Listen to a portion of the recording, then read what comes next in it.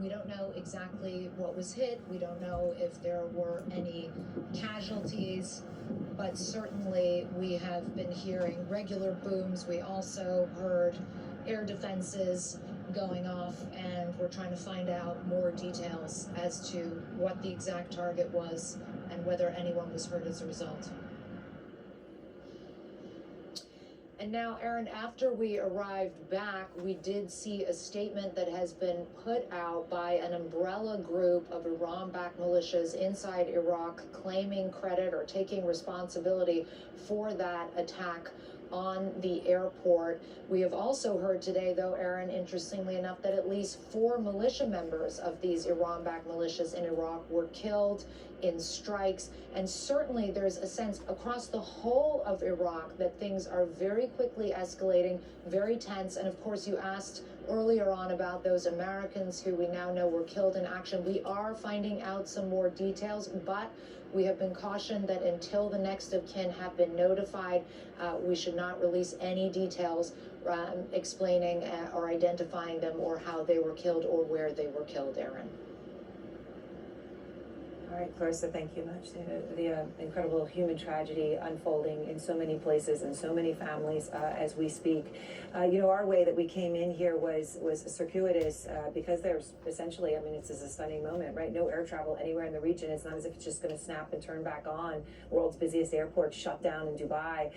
The way to get in here is land, and it took us, well over 24 hours. We heard Jeremy Diamond, Tel Aviv. You've done that before. But one of the things I first noticed when we actually were able to come in from Egypt into Israel was almost pre-Gaza in terms of the buses of, it was young men in military uniform everywhere at every sort of stop you could make. And I know that they're doing another huge call of reservists now here. Yeah, that's right. 100,000 reservists are being mobilized. And this signals not only the fact that this is a widening conflict and one that risks getting even wider, but also the fact that we still don't know whether some of the Iranian proxies in the region are going to join in in this fight. One of the big question marks remains over Hezbollah, for example, which signaled last week that killing the supreme leader, Ayatollah Khamenei, would be a red line and would essentially collapse the fragile ceasefire that has existed between Israel and Hezbollah for over a year now, albeit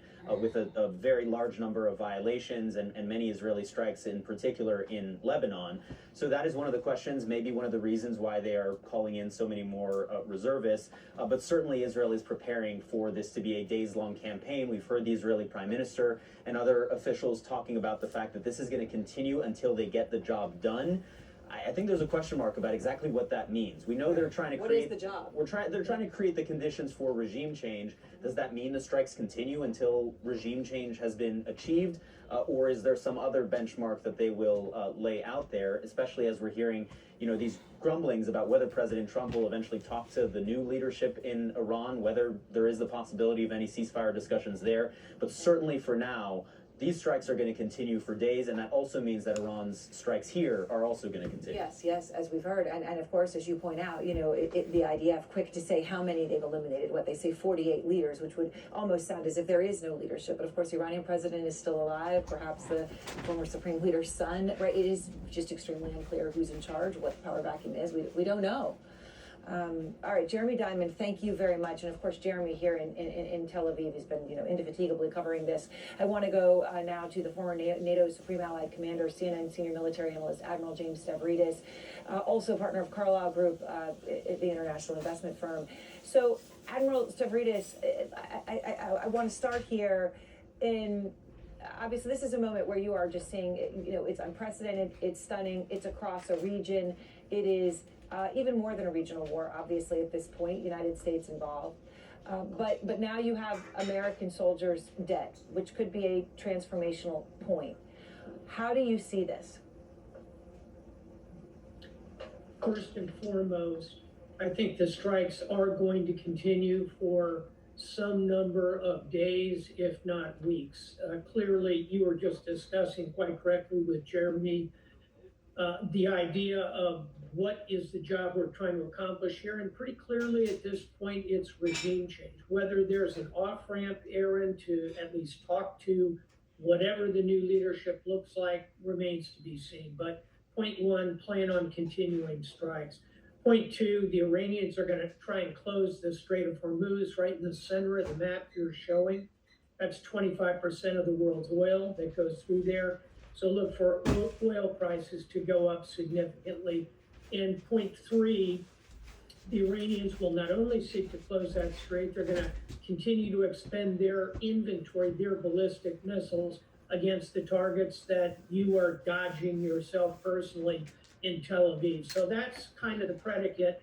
Final thought, in some ways, if there's going to be regime change, it's not going to be the direct result of these strikes. It's going to require the brave people of Iran to come out and face this rotten theocratic regime. And when that happens, are we going to see Tiananmen Square and protesters shot down? Or are we going to see the French Revolution, a successful national movement that gets rid of the old? So there is much more to follow here.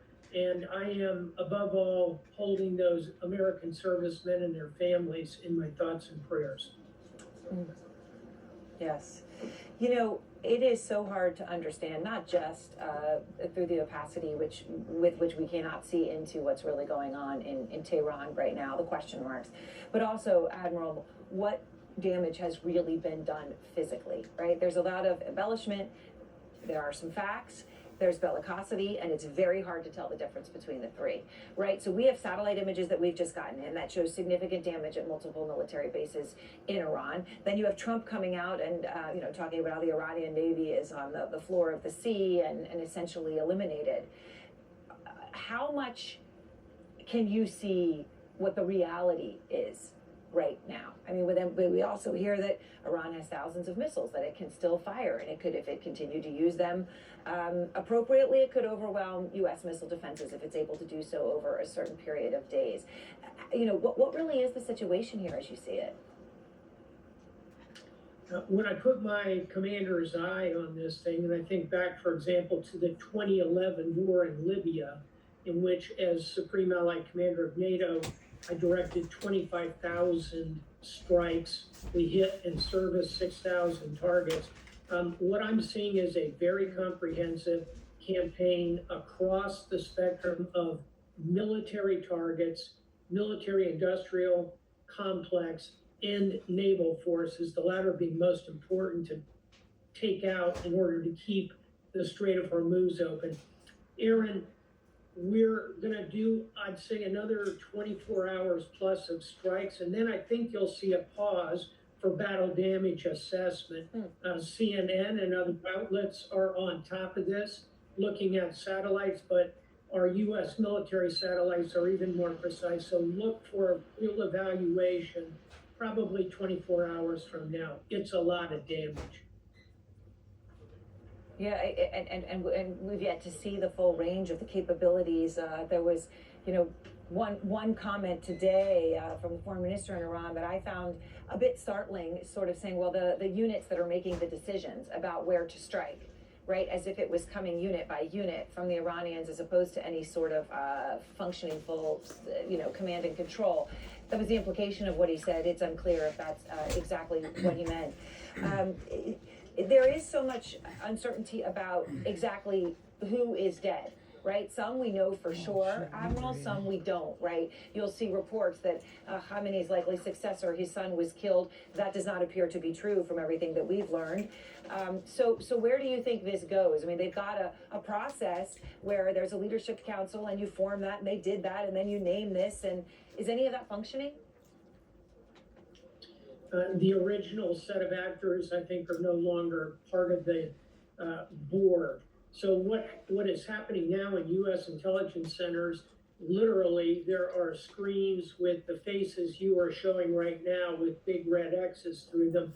And that next level that's coming up are going to become the target set. And if you think back to our global war on terror against Al-Qaeda, we were always after Osama bin Laden, of course, but we were methodically killing the deputies, the operations officers. We used to say the most dangerous job on the planet is being the COO of Al-Qaeda. We killed him 25 times. Yeah. It shows you that groups will continue to surface talent. There'll be opportunities for promotion, but our folks are pretty relentless, and I think they'll continue to drive down those numbers.